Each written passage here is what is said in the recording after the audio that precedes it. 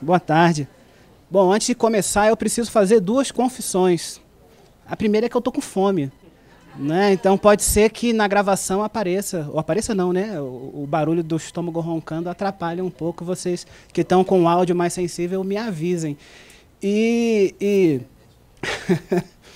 e segundo é que eu caí de paraquedas nesse evento. Já vou dizer por quê.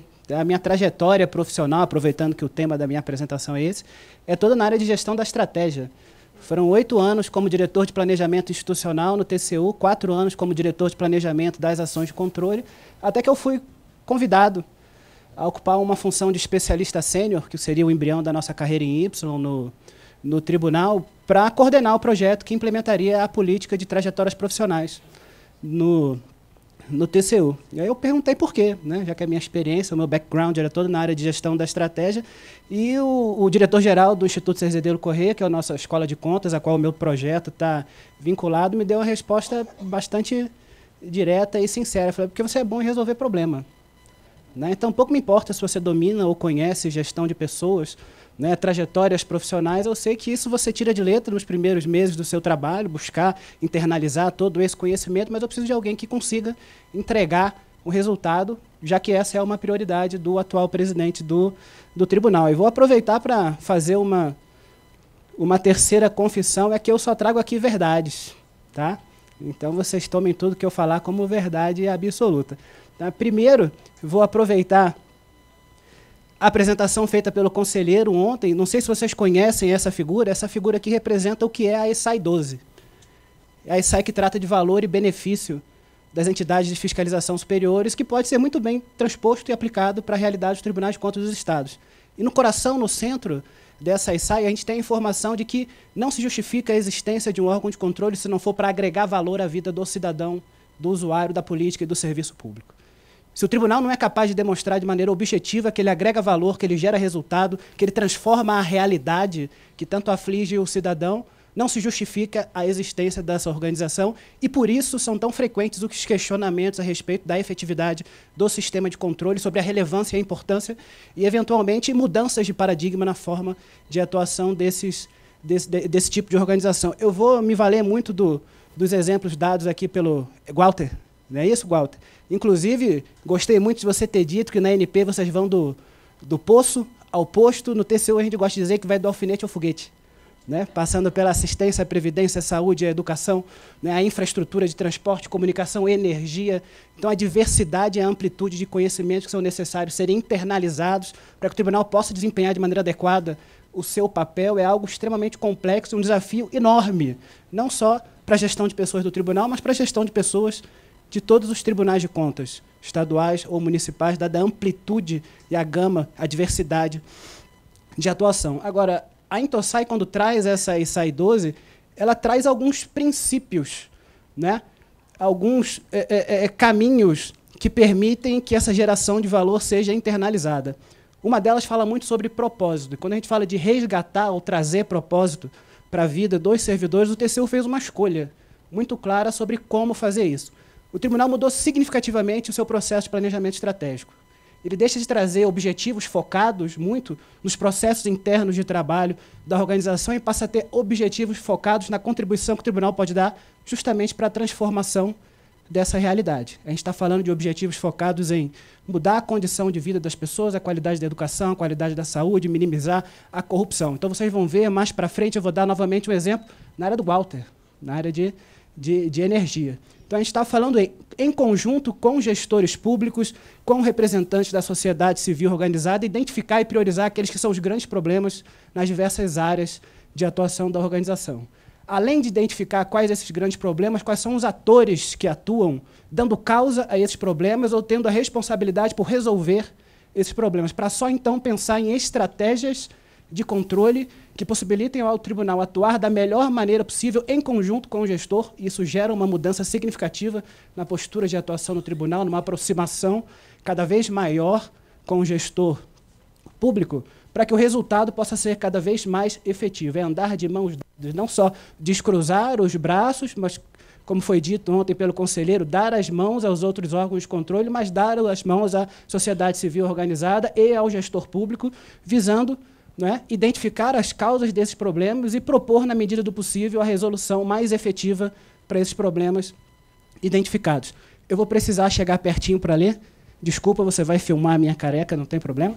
Tá? E vou aqui na área de energia. Esse aqui é o novo mapa estratégico do tribunal.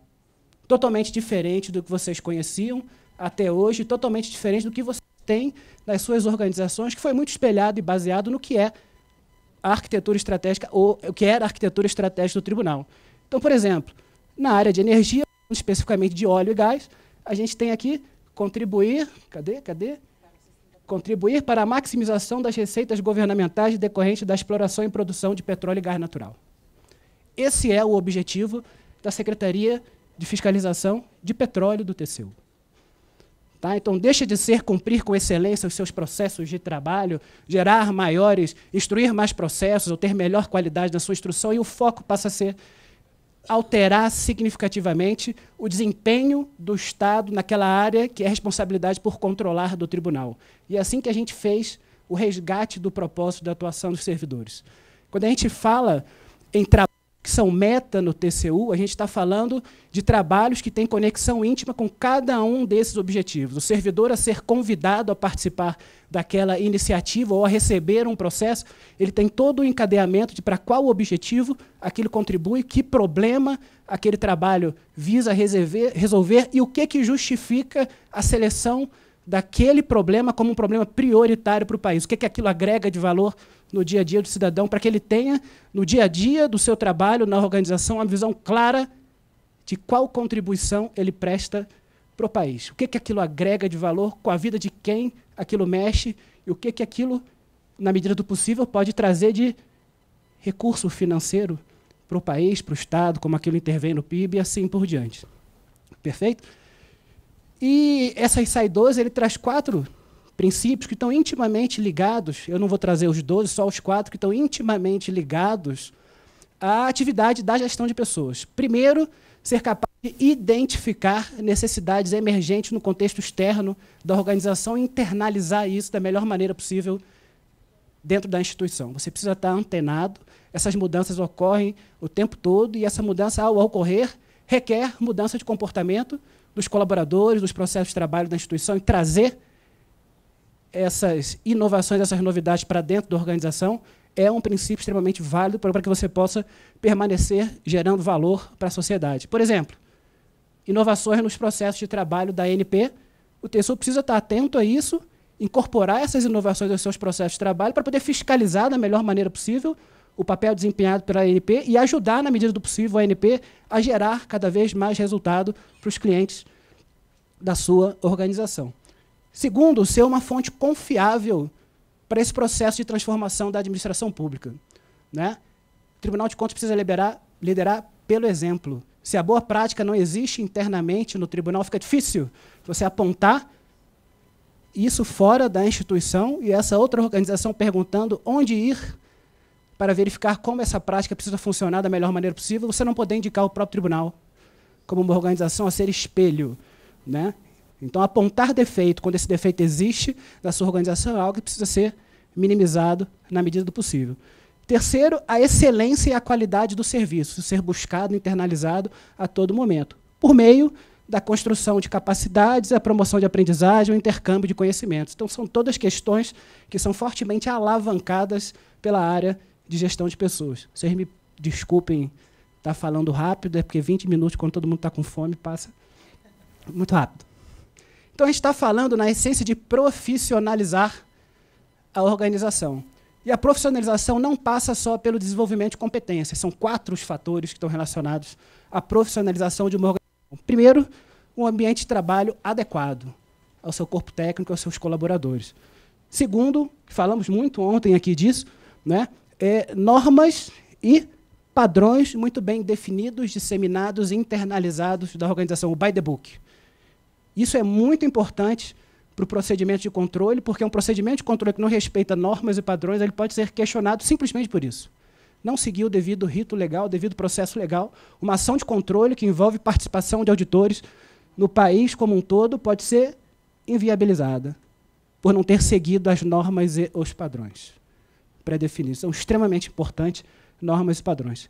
Terceiro, e o MMDTC ajuda muito disso, são medidas de desempenho que sejam abrangentes e holísticas. Talvez a gente fale no holísticas. Quando a gente diz que nós temos indicadores no MMDTC que estão relacionados a avaliar a eficiência, eficácia e efetividade da gestão de pessoas, mas não fica claro como uma melhoria nesses indicadores impacta positivamente o resultado da instituição. Então, ser capaz de construir essa ponte entre como uma melhoria num processo de gestão de pessoas agrega valor à organização, responde, resolve parte da pergunta que foi feita ao Walter no final, como é que você demonstra a importância e a relevância?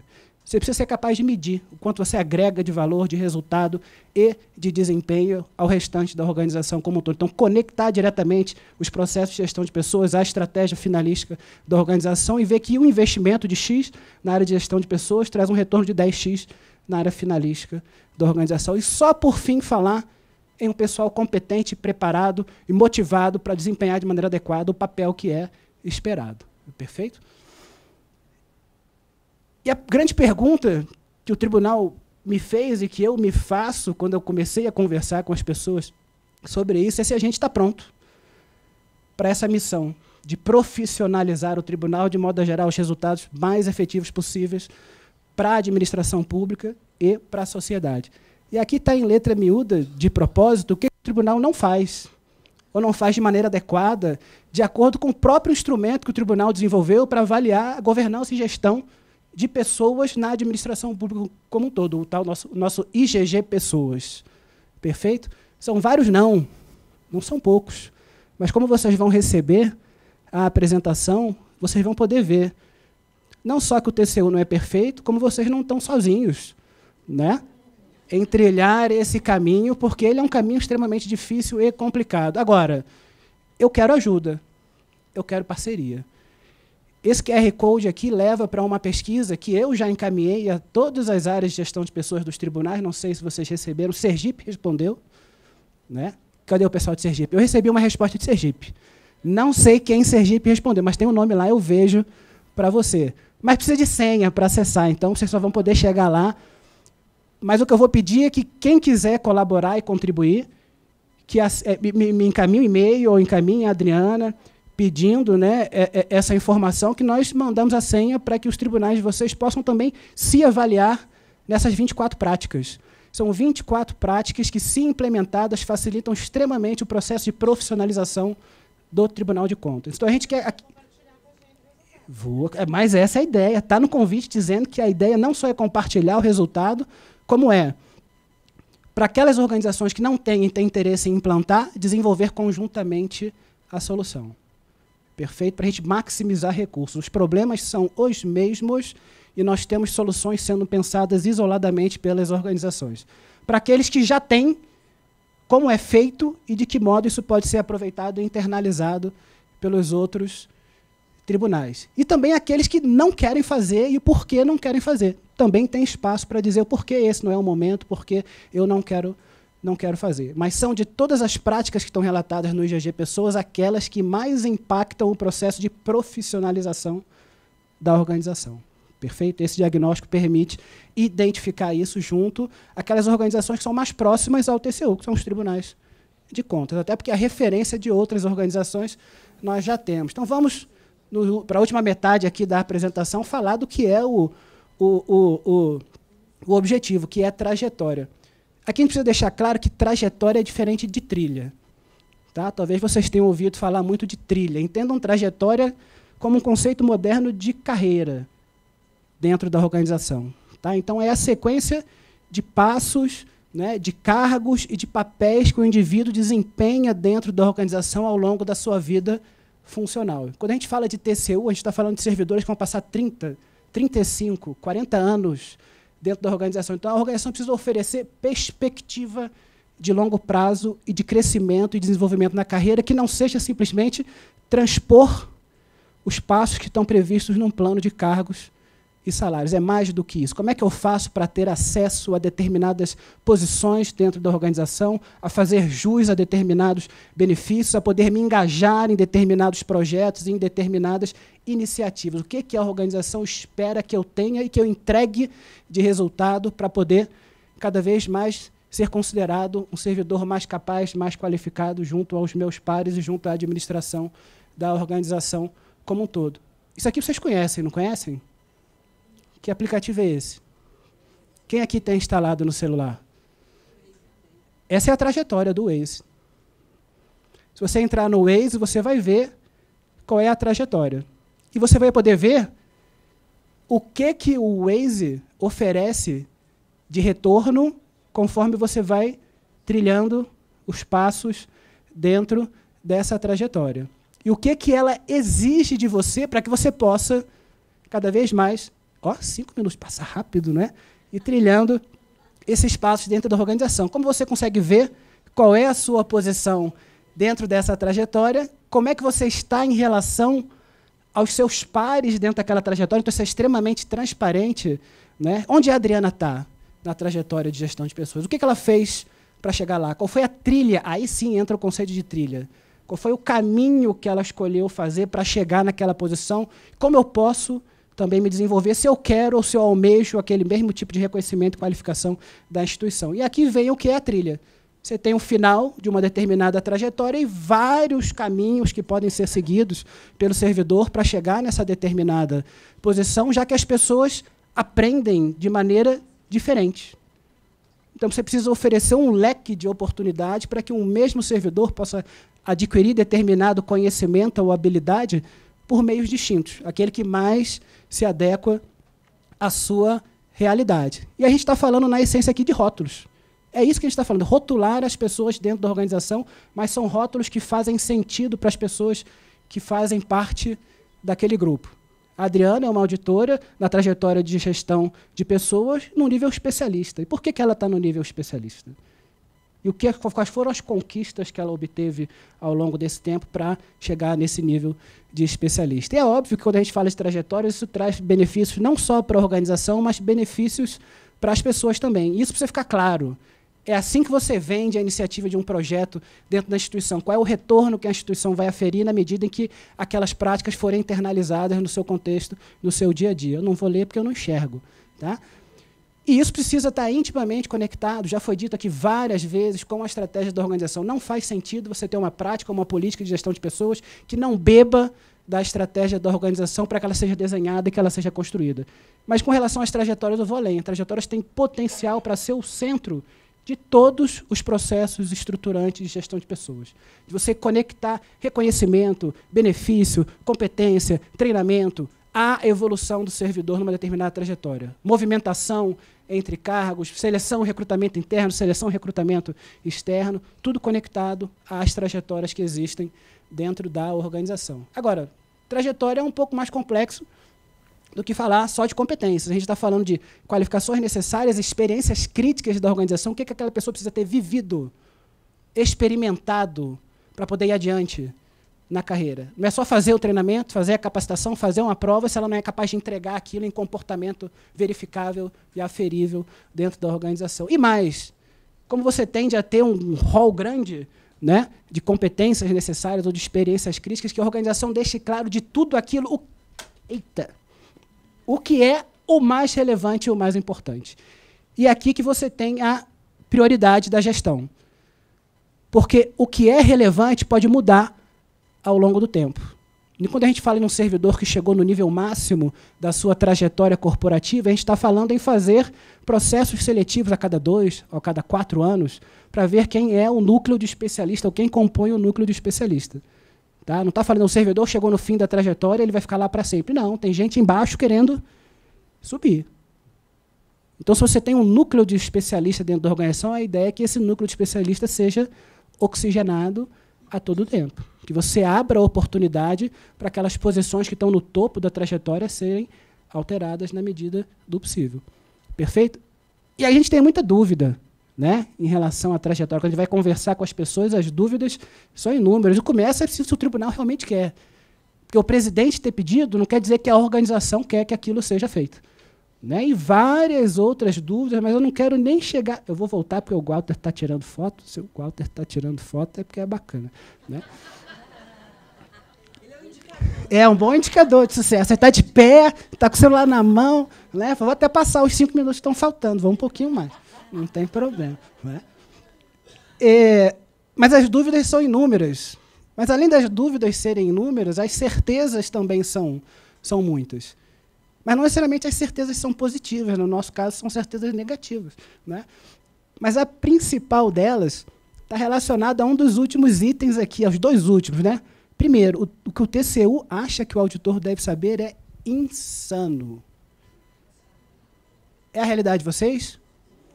Quando a gente entra numa secretaria do tribunal que fiscaliza a infraestrutura urbana, tem um rol de 140 conhecimentos e habilidades que são requeridos daquele servidor que está naquele espaço ocupacional. Mas as pessoas não conseguem entender no TCU que competência parte primeiro de uma organização competente, de uma equipe competente, para você chegar num indivíduo competente. A tendência, né, o que as pessoas querem, todos recebam todos os brochezinhos na área em que ela atua.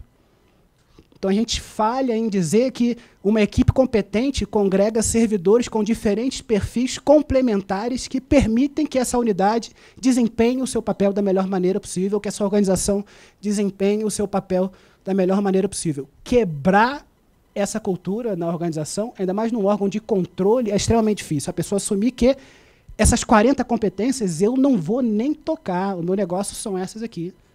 Porque tem um outro colega que é extremamente bom naquelas outras 40 competências. O reforçar o positivo. Né? O auditor tem sempre o foco no negativo. Isso é da carreira, isso é da formação, isso é do background, você está sempre preocupado com o seu gap. O que você é bom, você é bom. O que você é ruim, você precisa melhorar. A lógica não é essa. Você precisa melhorar se o contexto da organização requer que você melhore. Mas se você tem um colega do lado que é competente naquela que é a sua deficiência, ótimo. Sejam complementares, sejam sinérgicos e gerem um resultado maior do que vocês gerariam individualmente. Perfeito? E a gente tem uma demonstração inequívoca do segundo aqui. Ó.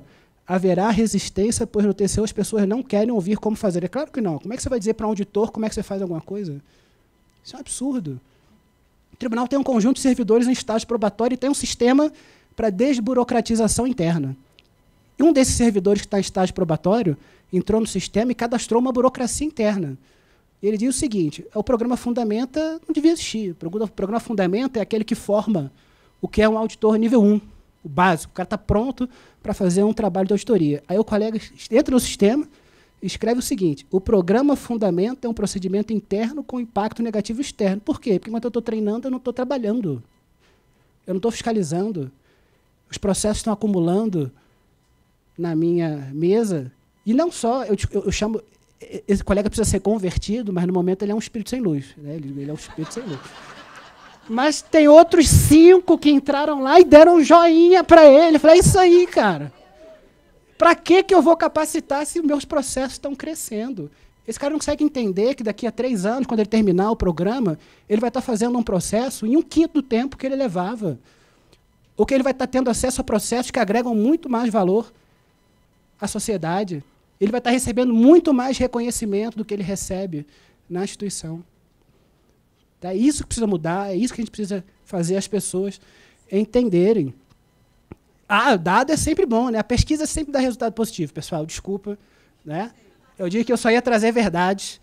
O clima é bom, né? Tá satisfeito, tem propósito, mas é claro, eu fiz concurso, vou dizer que não tem propósito no meu trabalho, eu escolhi trabalhar lá, não tem jeito. O TCU não é diferente. 90% das pessoas entendem que é importante desenvolver trajetória. 80% percebem, né, que tem ganhos em implantar trajetória. Quando fala do chefe, aí o trem vai lá pro buraco. Né? Mas só 60% enxerga na chefia estímulo para evoluir na carreira. Então, meu chefe quer que eu trabalhe, não quer que eu capacite. Né? Porque se eu saio para capacitar, talvez ele tenha que fazer o trabalho que eu estou deixando lá na minha mesa. Isso aqui é uma estrutura básica do que seriam trajetórias. Tá? Uma trajetória comum quando as pessoas entram no Tribunal de Contas. Tá? Já acabou. Mas só tem mais 2 ou 3 slides, eu já acabo. Tá? Está todo mundo com fome mesmo, mais 5 minutos, 10 minutos, não faz diferença nenhuma. Tá? Então, as pessoas entram na organização, elas precisam receber um nível mínimo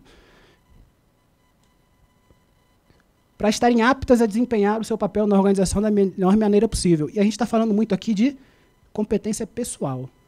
Eu não estou falando de competência técnica. Porque a competência técnica, vocês mesmos disseram, a gente avalia no concurso, conhecimento e habilidade para executar o trabalho que ele está sendo... Mas agora, como isso vai funcionar da melhor maneira possível dentro aqui do tribunal é diferente do TCU para o TCE Espírito Santo, para o TCE Minas, para o TCE Pernambuco. Então, precisa trabalhar as soft skills, né, dessas pessoas para, quando elas se engajarem numa trajetória profissional, elas estarem aptas a dar o máximo de si na entrega dos resultados que são esperados. O nível inicial, que é o nosso nível júnior, né, que a gente está falando já de permanecer no desenvolvimento das competências pessoais, mas trazer competências instrumentais a que entendam processos de trabalho, né? É o como fazer uma auditoria, como instruir uma representação, é como fazer uma conta, que é o programa Fundamenta Controle, que eu comentei com vocês, que o pessoal que está em estágio probatório tem 3 anos para cumprir esse programa, para aí sim ele poder se engajar numa das diversas trajetórias da instituição, que aí, além do desenvolvimento de competências pessoais, competências instrumentais, entra o desenvolvimento da competência no objeto de controle. Então, se eu estou lotado numa secretaria de infraestrutura que vai fiscalizar petróleo, eu vou ser preparado para fiscalizar petróleo da melhor maneira possível. Mas eu recebi todo o background necessário para poder começar a me especializar naquele determinado assunto. Perfeito? Essas são as nossas trajetórias de gestão, ou corporativas até o momento. Relacionamento institucional, gestão de pessoas, governança, gestão, logística e tecnologia da informação. E o importante, elas não vieram do nada. Lembra que a gente conectou a trajetória com estratégia da organização? Elas estão vinculadas à nossa arquitetura estratégica e aos nossos macroprocessos de apoio e macroprocessos finalísticos. Perfeito? Então, as trajetórias profissionais ajudam o tribunal a entregar da melhor maneira possível os resultados que ele pretende entregar, estruturando da melhor maneira possível os seus processos de trabalho dentro da organização. Dentro de cada trajetória tem aqui quais são os processos de trabalho em que o servidor precisa desenvolver nessa trajetória. E as finalísticas, que talvez seja o que mais interessa vocês, uma trajetória de obras públicas, uma trajetória de regulação e concessão, porque é a tendência. O dinheiro para a obra diminui cada vez mais e o governo cada vez mais amplia a iniciativa de regulação e concessão. O tribunal hoje não tem pernas para acompanhar todo esse plano de concessão e de desinvestimento que está sendo feito na administração pública. Quando surgiu a notícia do Ministério da Economia do que ia ser privatizado e dizendo que aquilo era só o início, cabelo pessoal, porque eu não tenho. O tribunal não pode ser gargalo. O país está quebrado, o país não arrecada. Aí o governo federal entra com uma iniciativa que visa sanear as contas públicas, repassar para a iniciativa privada parte do seu patrimônio. E o tribunal avaliar esse processo é etapa indispensável. Eu não posso ser gargalo. Eu atrasar 1 mês, 2 meses, 3 meses, quer dizer um player importante sair daquela disputa e buscar um investimento num outro país. E hoje eu não tenho pessoal em quantidade suficiente para dar resposta a esse plano de desinvestimento apresentado pelo país. Políticas públicas, que é o filão de todo órgão de controle. Aí vejam bem aqui que a gente tem instrumentos distintos, né, quando a gente fala lá do desenvolver competência no instrumento, para cada um. Quando a gente está falando de política pública, a gente está falando mais de auditoria de que tipo? Operacional. Quando a gente está falando aqui de obras públicas, eu estou falando do quê? Conformidade, basicamente. Quando estou falando de regulação, muito financeiro, né? Licitações e contratos, que é um outro carro-chefe de qualquer tribunal de contas, e a grande novidade, quando a gente fala em prospectar tendências, que é, o conselheiro não está mais aqui, né? Análise de dados.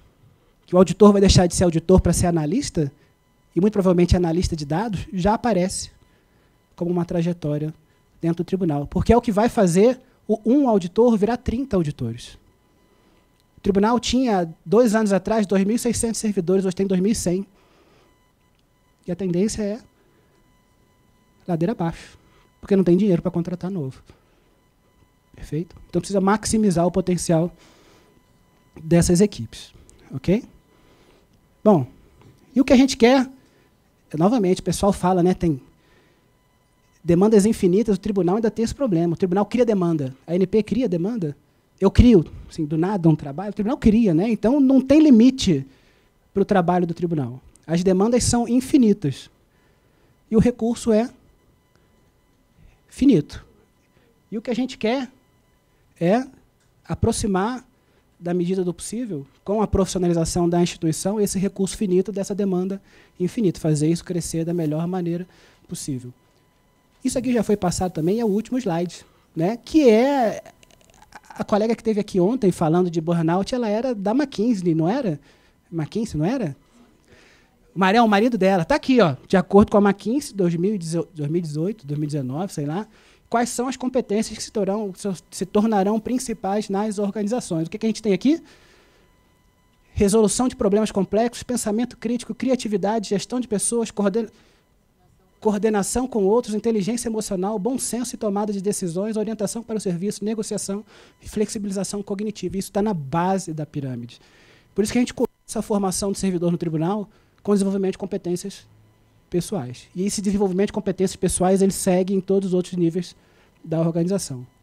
Bom, pessoal, desculpa, né? Era isso que eu tinha para falar para vocês nesses breves 20 minutos. Né? É um trabalho em andamento. Você fala, como é que estão as trajetórias? Eu falei, não estão, porque tem 2 meses que eu estou fazendo isso. Né? Então, eu tenho mais dúvidas e mais problemas do que certezas e soluções. A ideia de vir aqui, cair de paraquedas aqui, eu fui extremamente abençoado em encontrar a Adriana nesse processo e perguntar, não tem espaço para eu apresentar lá? Eu falei, tem. Eu falei, você não quer ir? Eu falei, eu vou. Eu não tinha nada pronto. Não tinha estudado nada, não tinha pesquisado nada. Eu falei, agora eu preciso dar um jeito, né? Fazer essa coisa andar. Bom, obrigado, pessoal.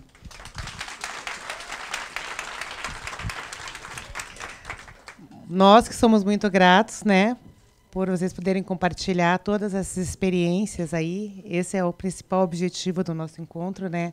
Essa troca de conhecimentos, a gente poder saber que temos essa consultoria interna, né? Pessoal, eu não vou abrir o espaço para pergunta agora. Vocês deixem guardadinho aí. Quando a gente retornar do almoço, daí a gente faz a rodada de perguntas, tá? Eu peço que o pessoal não se dissipe depois do almoço. É importante retornarem, porque a gente tem muito trabalho ainda à tarde, né? Nós temos 2 palestras logo depois do almoço. Temos depois a discussão do que foi levantado nos grupos no final da tarde de ontem. E, assim, na programação, está colocado lá que a gente faria o coffee de despedida e depois seria só a reunião do grupo. Mas o grupo somos todos nós.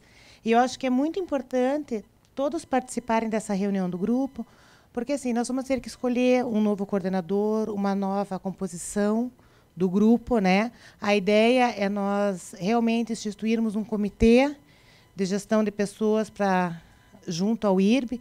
Então, eu conto com a presença de todos até o fim, tá bom?